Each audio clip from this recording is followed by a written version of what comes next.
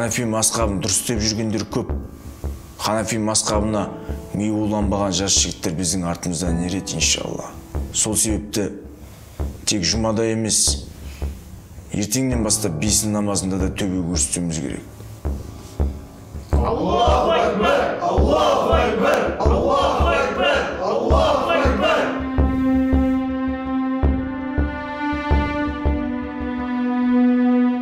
Ассаламу алейкум, құрметті жамаат. Уағалейкум ассалам. Алла тағала құлшылықтарымызды, істеп жатқан ғибадаттарымызды қабыл етсін. Енді бүгін мешітімізде кішігірім өзгеріс болып жатыр. Жаңадан қызметкер келді. Таныстыруға рұқсат етіңіздер. Нұржан ұстаз біздің жаңа қызметкеріміз. Ал Нұреке, Алла қызметке берекет берсін. Жақсы, рахмет. Сәттілік бауырым. Ағатай, құтты болсын Ағатай. Аллаға шүкір. Пайғамбарымыз саллаллаху алейхи ва салламның үздік үмбеттерінен болып нәсіп етсін. Иншалла. Әмин. Күшті жарасып. Рахмет. Ал, құрметті бауырлар.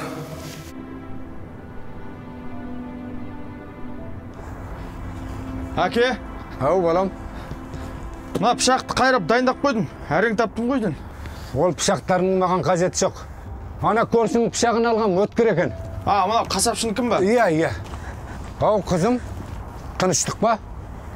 Орамалыңды шешіп, шашың жалбырап қайдан келе жатсың? Жай, ештеңе әке. Балам, мен өзім шаруамды жасай берем ғой. Барып ана қарындасын қал жағдайын сұрап кел. Жақсы әке. Ақнұр.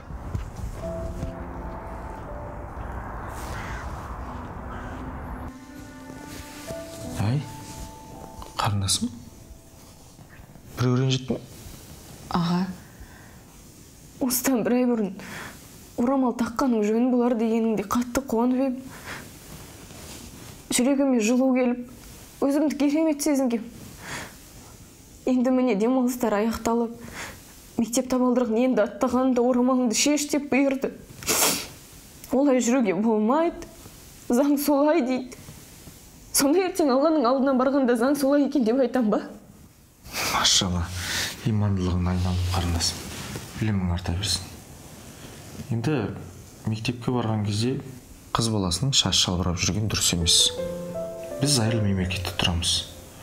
Сондықтан біздің білім министрлігі сондай заң шығарады. Ол деген енді қыз балалар шашын жалбыратып жүрсін деген сөз емес қой. Сен өзіңе ыңғайлап бөріп ал. Ол сонда жалбырауын қояды. Заңға бағынған қорланбайды қарындасым. Біздің мемлекетіміз заңы ол Алланың қалауымен. Есінде болсын, әрбір іс Алланың қалауымен болады. Сен оған ешқашан мұнайма. Егер сен шариғат бойынша жүрем деп адамдарға дәлелдегің келсе, Алла оған мұқтаж емес. Аллаға деген махаббатты жүрекпен, сабырлықпен, көркем мінезбен көрсету керек. Алла бәрін көруші, білуші. Оны жақсы білесің, Ол қырсығып, Ақнұр пенде маған емес, заңға бағынып деп сені кінәламайды. Алла кешірімді емес пе? Алла сені қоғамнан айырмайды. Әсіресе білімнен. Қазір саған бастысы білім қажет. Әрине мектепке барып, ойнап күліп, уақытыңды босқа өткізсең, Алланың алдында жауап бересің. Ол кезде сенің орамалыңа қарамайды, ниетіңе қарайды. Алланы тану тек орамалдан тұрмайды. Біз бұл дүниеде жүрегіміз тоқтағанша Алланы танумен өтеміз. Егер сен осы орамалы тағуың керек деп, тек осыған назарыңды аударып, арпалысып қалсаң, басқа ілім білімнен айырылып қалуың мүмкін. Қоғаммен араласу жарай ма? Мен сондай бақытты жан екем ғой, аға. Жұрттың бәрі мешітке қарай барып сіздерге жолыққысы келеді.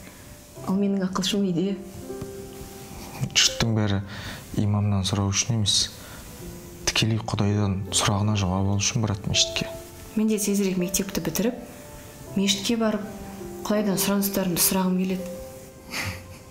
Қарындасым есіңде болсын. Ер адамның мешітке барып оққан намазы қайырлы. Өйткені мешіт Алланың үйі. Ал қыз баланың үйде оққан намазы қайырлы. Алла тағаланың нәзік жандыларға жасаған жеңілдігі дейсіз ғой?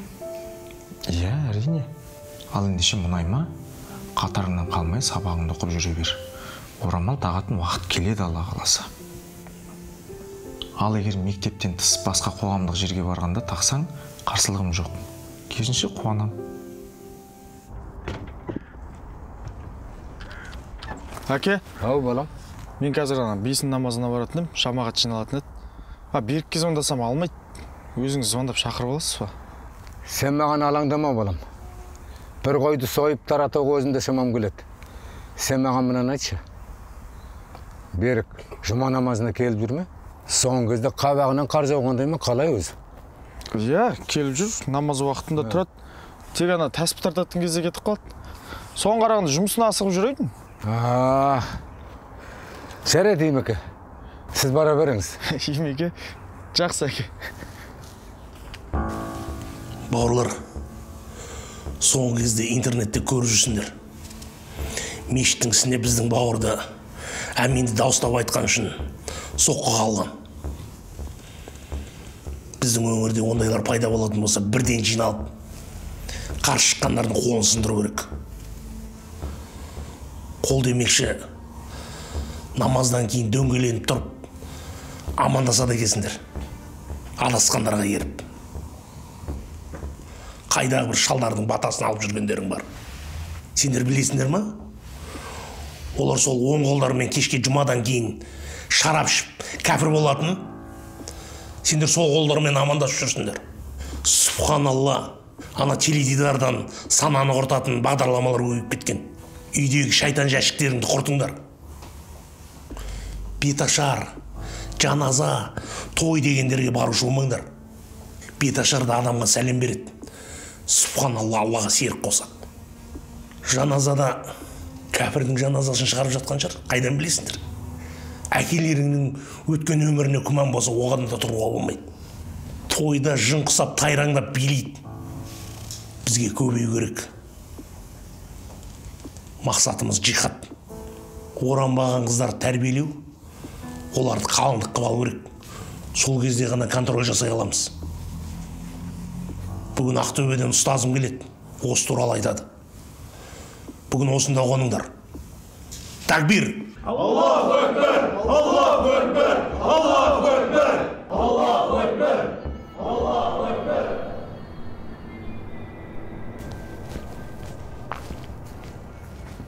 Ей, Ақнұр, субханалла. Сен неменеге басыңды жалаңдатып алғансың? Берік аға, сіз қайдан жүрсіз? Неге үйге келмей кеттіңіз? Менің үйге келмей кеткенім проблема емес. Проблема мына сенде. Басың неғып жалаңдатып жүрсің дейм саған. Мектепке орамалмен кіргізбейді аға. Кім кіргізбейтін? Тағасың ана орамалыңды. Өзім кіргізем. Жүр. Аға, қойшы, оқуыма кедергі келтіреді. Оқуыма? Сенің болашағың мына мектеп емес, Ақнұр. Ақырет жолындағы ақи бауырларымыздың ұрпақтарын тарату.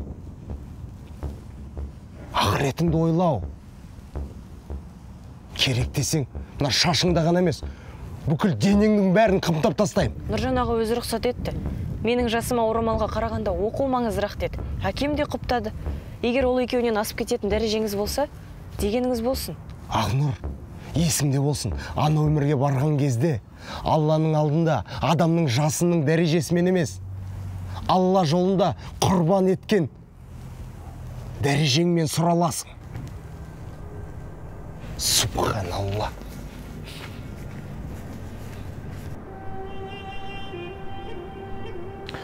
Ассаламу алейкум рахматуллахи ва баракатуху. Берік бауырым. Уағалейкум ассалам. Қандай шаруамен келдің?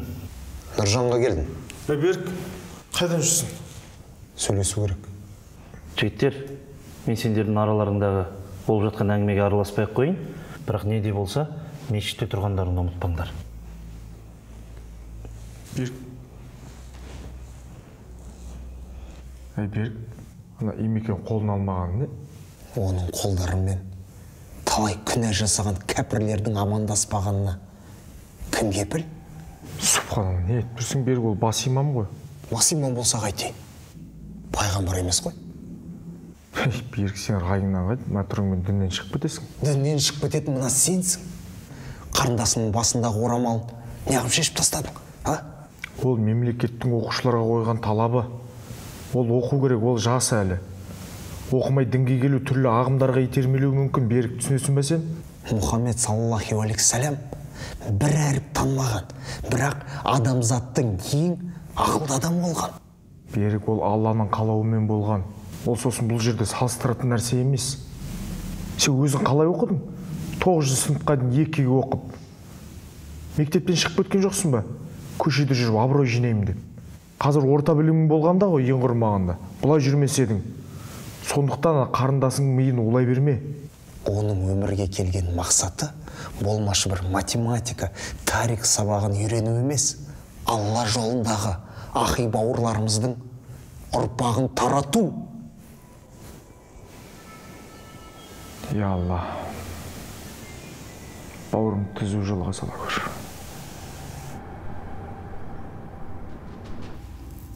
Ақи бауырым, ұстазың қойған талабын 1-2 айда орындауға күмәнім бар. Не талап, не айтып тұрсың?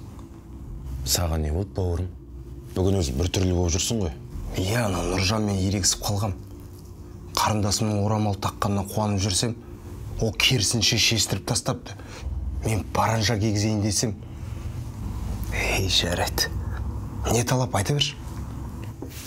Шамылған біздің ақидадағы қызға үйлену керексің. Сирияға шыққанша бір-бір қалындықтан алу керексіңдер деді ғой. Сонда үйленбесек, джихадқа бара алмайыз ба не? Ақи, саған не болды? Төртеумізге де айтқан жоқ па? Шынымды айтсам, бүгінгі тақырыпты тыңдамаған сияқтым. Думкада оттым. Ол тақырып емес, талап қойды ғой, талап. Бауырым, мен сенімен бірге Сирияға барып, Алланың жолында анау кәфірлерге қарсы шығамыз деп ойлап жүрмін ғой. Мен өз әпкемді біздің ақидаға толық дайындап қойдым. Ол қазір толық оранып, мені қолдап отыр. Егер де сен қарсы болмасан, сенімен некелестірем деген ойдамын. Машаллах. Сонда мен үшін әрекет жасап жүрсің ғой, Аллах разылығы үшін. Иншалла. Аллаху акбар. Ендеше, мен де саған өз қарындасымды дайындап қоям. Иншалла. Біздің бауырлығымыз одан да жақындайды десейші. Айтпақшы бауырым, осы сен өзіңнің әкпеңді мына ақидаға өту үшін қандай тактика қолдандың? Ұстаздың айтқанымен, ең алдымен ана ұялы телефонды мүлде ұстатпайтын қылдым. Одан кейін ана үйдегі телевизорды күйдіріп тастадым. Ал жаңа телевизор алуға ана үйдегілердің шамасы жетпейді. Сосын күніге сұхбаттасып, ақпаратты өзім беріп отырдым. Альхамдулиллах, бір айда біздің ақиданы толығымен мойындады.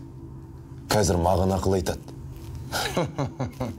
Субханалла, кейін маған ақыл айтып жүрмесін?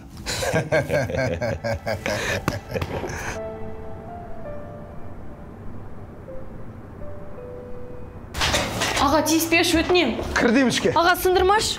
Кірдейм саған ішке. Аға, сабыр сақташ, өтінем. Тасталқан шығарамын. Аға, сындырмаш. Шайтан жәшіктің. Білесің бе? Осы ғой сенің санаңды әбден улап бітіріп жүрген. Орамалыңды да осы үшін тастадың. Аға, мен енді бұл телевизорды көрмеймін, шын айтам. Әкемнің жаңалық көретін жалғыз дүниесі ғой. Мен үшін одан айырмаш, өтінем. Ай балам, не болды саған? Әке, ағам кінәлі емес. Мен енді ол телевизорды көрмеймін, шын айтам. Мені кешіріңіздерші. Қызым, сен үйге кіре бер. Уайымдама, мен ана баламмен сөйлесіп алайын. Неге сындырмақсың мұны? Кім саған рұқсат берді? Қарындасымның санасын әбден улап бітірді. Ешкімден де рұқсат сұрамаймын, әке. Әй, балам, адасқаннан саумысың? Қой ана затты орнына. Ол көрмесе мен көрем. Әке, жасың пайғамбар жасына жетсе де, миыңды әбден улап бітіріпті ғой мынау. Балам, сен тура жолда емес пе едің? Әй, не болған саған, а? Е, мен тура жолдамын, әке. Ал сен адасқандардың қатарынасың. Өз қызыңа өзің ақыл айта алмай жүрсің, әке. Білесің бе пайғамбарымыз не дегенін? Егер де адам 40 жасқа келіп, оның жақсылығынан жамандығы басым болып жатса, ол тозаққа барады, әке. Намазыңды 50-де бастадың. 40-қа дейін арақ іштің. Сен кәпірсің, әке. Кәпір. Астағфиралла. Әке? Әке? Әке, не болды? Әке? Аға, Қазір жағдай орташа. Иә, арнайы ем шараларын қабылдау керек деп жатыр. Тездетіп. Бас дәрігер.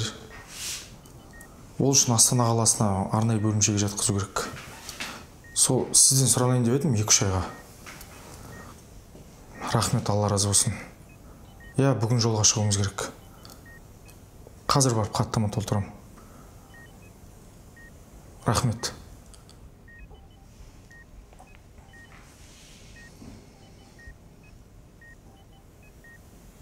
Берік аға хабарласқан жоқ па?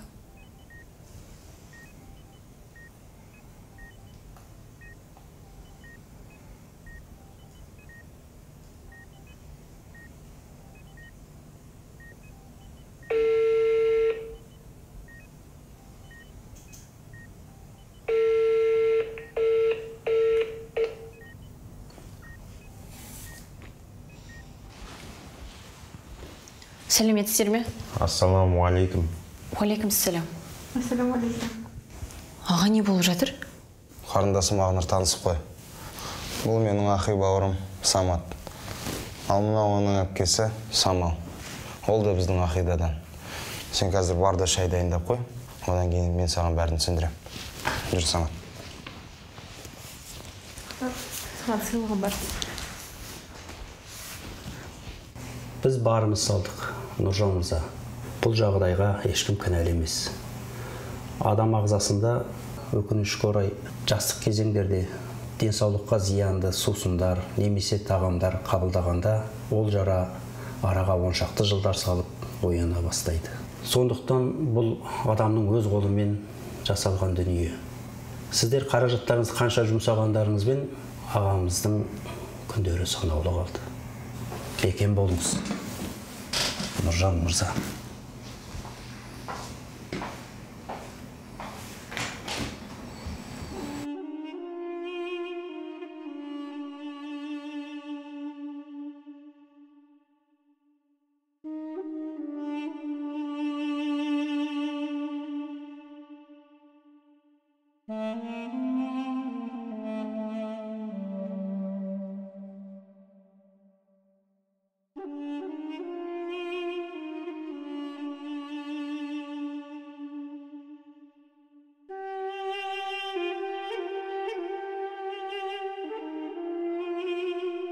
Нұржан бауырым, ағамыз Қасым жақсы адам еді. Жол алыс болғандықтан біз жаназаға үлгере алмадық. Ағамыздың иманы саламат болсын. Арты айыр болсын. Рахмет, Алла разы болсын келгендеріңізге. Берік қазан арты қайырлы.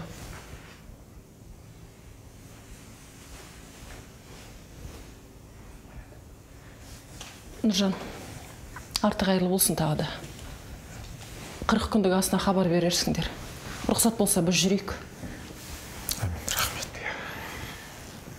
Жақсы. Жолдарыңыз болсын. Иман болсын.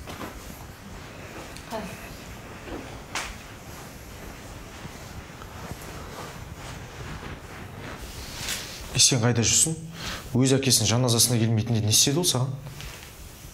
Нұржан, сен Алланың қалауымен осы өмірден өтетін болсаң, мен сенің жаназаңа келем. Өйткені сен бұл өмірде бір тамшы шарап ішкен жоқсың.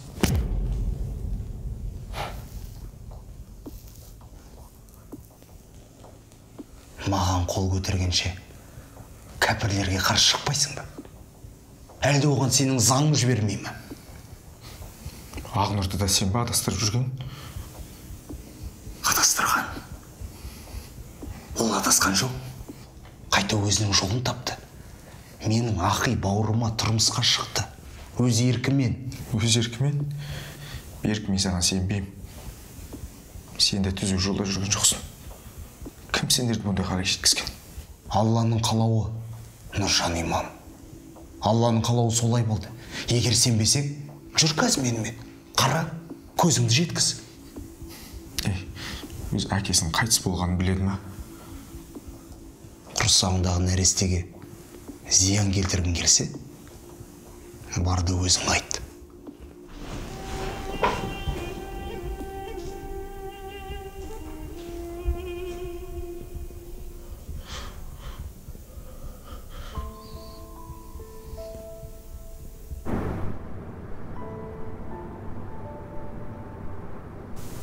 Қарындасым, алла разылығы үшін шыныңды айтшы. Кім сені мәжбүрлеген? Менің арманым біздің ақидадағы жігітке тұрмысқа шығып, оның ұрпағын көбейту еді. Уайымдама ағатай. Альхамдулилля, менде бәрі жақсы. Бақытты бол, бауырым. Бақытты бол. Аллаху акбар.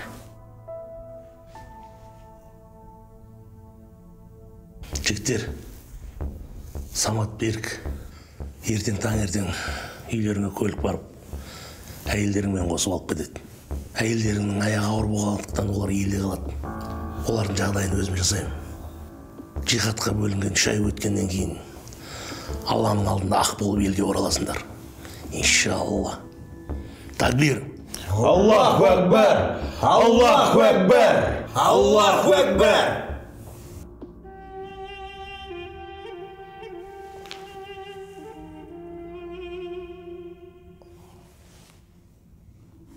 Саған суық хабарым бар.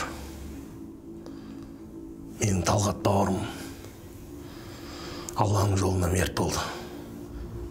Иншалла енді омен жанатта қауышасыңдар.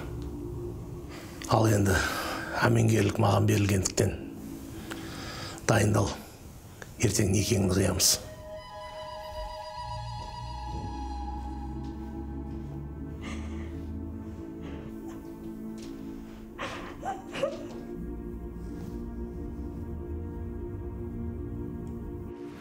Alo ağa. Ағатай, кешір мені. Алла разылығы үшін кешірім өтінемін. Артық сұрақ қойма, уақытым аз. Бұл бірінші және соңғы хабарласуым болуы мүмкін. Біле жүр ағам. Қатемді түсіндім. Мұнда біз Алла үшін емес, түсініксіз майданға түстік. Біз алдандық. Сәтбаевты біз сияқтыларды құтқар. Арбаушының есімі Жантемір. Оны табу қиын емес. Тек мен секілді адасқан әңгімеде сондай мінезде жүрсең, олар сені өздері тартып алады. Самат бауырым мерт болды. Аға, Ағныр сол Жантемірдің қолында. Бірден шошытып алма, оған қауіп төнуі мүмкін. Кешір мені аға. Мен шындығада болшы. Мен қашып келуге тырысам. Қарындасын тапқан соң маған кірсесің. Мен Сириядамын. Аға, мен маламды көргім келеді. Аға, құтқаршы.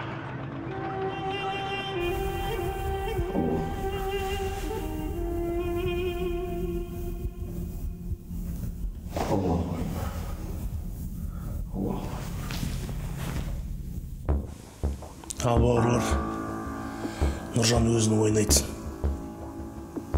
Ұстаз, мен ойымша бұндай жиындарын мешітте өткізуіміз керек.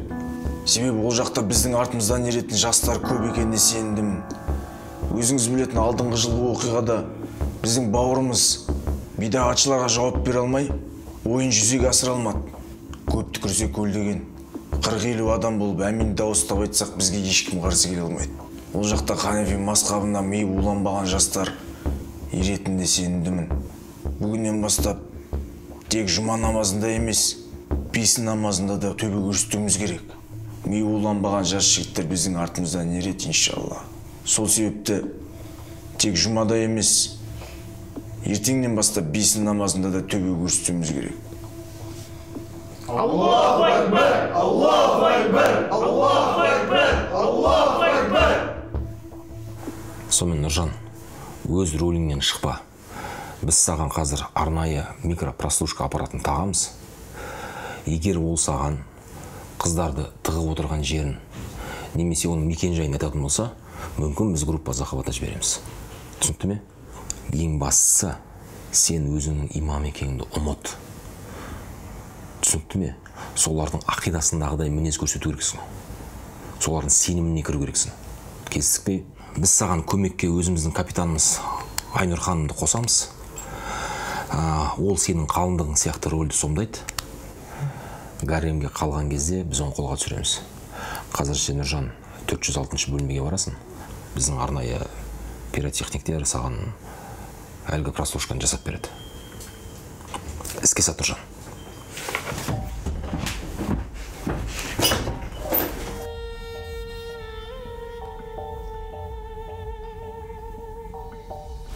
Нұржан бауыр, сен де Сирияға джихадқа баратын кезің келді. Өзің білесің, артыңнан әлі талай бауырларды жіберем. Сен Сирияда джихадта жүрген кезде әйеліңді арбап адастырмас үшін өзіміздің базаға алып келгенің дұрыс болады. 3 айда келесің. Сириядан жақсы хабар келді. Әлхамдулилля, жеңіс біздікі болып жатыр. Ұстаз, соны айтуға өзім де оқталып жүредім. Ол туыстардың арасында қалса, оны арбап тастайды. Бұл қалада өзіңізге ғана сенім артам, ұстаз. Сен де менің ең сенімді бауырымсың. Маған толықтай сенсең болады. Алла разы болсын, ұстаз.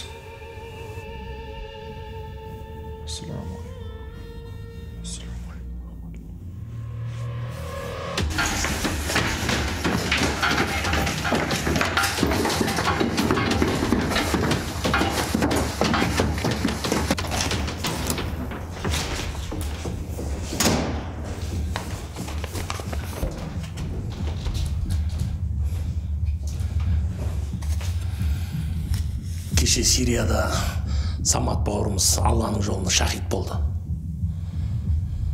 Ол мына хатта өз әмеңгерлігін маған тапсырған. Бүгін неге қиямыз?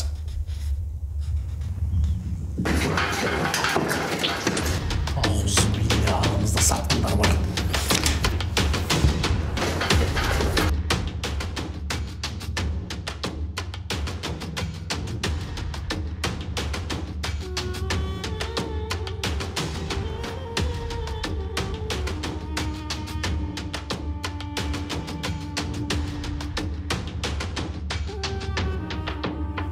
Раббым Алла, сен мейірімдісің, аса құдіреттің иесісің. Әлемдердің патшасы болған Алла, қалағаныңды тура жолға түсіресің. Жүректердің әміршісі болған Құдайым, өзіңнен дұға тілеп тұрған құлыңның қолын бос қайтармашы. Менің жан бауырым, інімнің жүрегін ашып, оны тура жолға салшы. Мейірімді Алла, әумин.